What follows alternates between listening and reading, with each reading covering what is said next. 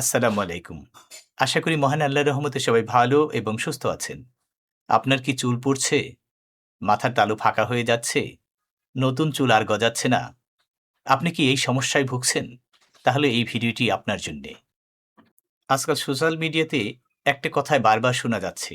আর তা হলো পেঁয়াজের রস মাথায় দিলেই ঝটপট চুল গজাতে শুরু করবে। কিন্তু প্রশ্ন হলো পেঁয়াজের রস কি সত্যিই চুল গজাতে সাহায্য করে? নাকি এটা শুধু ভাইরাল ট্রেন্ড? আজকের ভিডিওতে চিকিৎসা বিজ্ঞানের আলোকে আমি আপনাদের জানাবো পেঁয়াজের রস কি আসলে চুল গজাতে সাহায্য করে, যদি করে থাকে তাহলে কিভাবে কাজ করে, কিভাবে ব্যবহার করলে ভালো ফল পাওয়া যায় এবং কারা এটি ব্যবহার করতে পারবে আর কারা এটি ব্যবহার করতে পারবেন না। উত্তর হলো হ্যাঁ, পেঁয়াজের রস চুলে কাজ করে থাকে। পেঁয়াজের রসে রয়েছে কিছু শক্তিশালী উপাদান যেগুলো চুল গজাতে এবং চুল পড়া রোধে কাজ করে থাকে। পেঁয়াজের রসে থাকে সালফার। চুলের মূল প্রোটিন ক্যারাটিন তৈরির জন্য এই সালফার অত্যন্ত জরুরি। পেঁয়াজের রসে থাকা সালফার চুলের গোড়া শক্ত করে এবং চুল ভাঙা কমায়। পেঁয়াজের রসে থাকে অ্যান্টিঅক্সিডেন্ট, যা আমাদের ত্বকের ফ্রি রেডিক্যাল কমিয়ে আমাদের চুল পড়ার গতিকে ধীর করে দেয়। পেঁয়াজের রসে আছে অ্যান্টিব্যাকটেরিয়াল ও অ্যান্টিফাঙ্গাল গুণ, যা খুশকি এবং স্কাল্প ইনফেকশন দূর করে চুল গজানোর জন্য উপযুক্ত পরিষ্কার পরিবেশ তৈরি করতে পারে। পেঁয়াজের রস স্কাল্পে রক্ত প্রবাহ বাড়ায়, যার ফলে হেয়ার ফলিকুল অর্থাৎ চুলের গোড়া বেশি পুষ্টি পায়। এ সকল কারণেই পেঁয়াজের রস অনেক ক্ষেত্রেই নতুন চুল গজাতে এবং চুল পড়া বন্ধে সাহায্য করে থাকে। একটি মেডিকেল স্টাডিতে দেখা গেছে অ্যালোপেশিয়া এরিয়েটা রোগীদের মধ্যে পেঁয়াজের রস ব্যবহারে কিছু মানুষের মধ্যে চুল পুনরায় গজিয়েছে। তবে মনে রাখবেন, পেঁয়াজের রস কোনো ম্যাজিক না। সব মানুষের ক্ষেত্রে একই রকম ফল নাও হতে পারে। এখন চলুন জেনে নিই কিভাবে সঠিক পদ্ধতিতে পেঁয়াজের রস মাথায় ব্যবহার করতে হবে। প্রথমে একটি মাঝারি সাইজের পেঁয়াজ ব্লেন্ড করে রস বের করতে হবে। তারপর পরিষ্কার স্কাল্পে তুলো বা ব্রাশ দিয়ে ভালোভাবে পুরো মাথায় পেঁয়াজের রস লাগাতে হবে।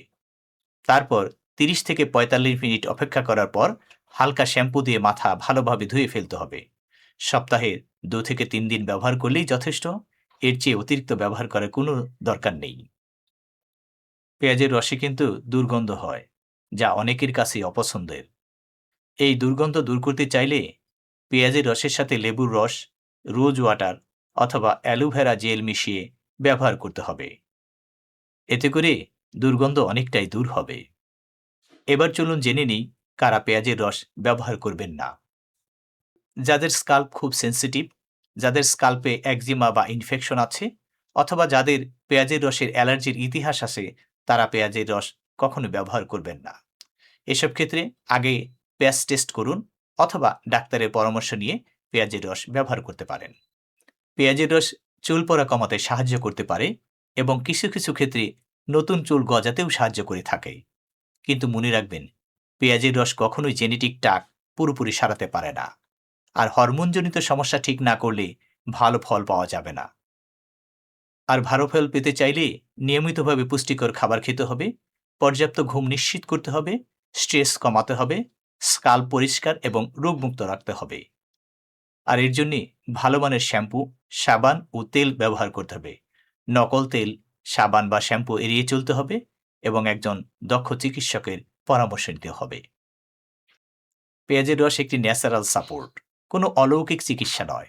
তবে সঠিকভাবে নিয়ম মেনে ব্যবহার করলে চুলের স্বাস্থ্য অবশ্যই উন্নত করা যাবে।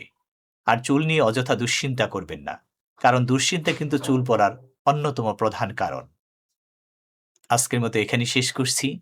ভিডিওটি ভালো লাগলে একটি লাইক দিন, বন্ধুদের সাথে শেয়ার করুন এবং আমার চ্যানেল থিঙ্ক হেলথ সাবস্ক্রাইব করতে ভুলবেন না। আর কমেন্টে আপনার মতামত জানাতে পারেন। যারা ইতিপূর্বে পেঁয়াজের রস ব্যবহার করেছেন তারা কমেন্টে মতামত লিখে জানাতে পারেন। মহান আল্লাহ সবাইকে ভালো, সুস্থ এবং নিরাপদে রাখুন। আল্লাহ হাফিজ।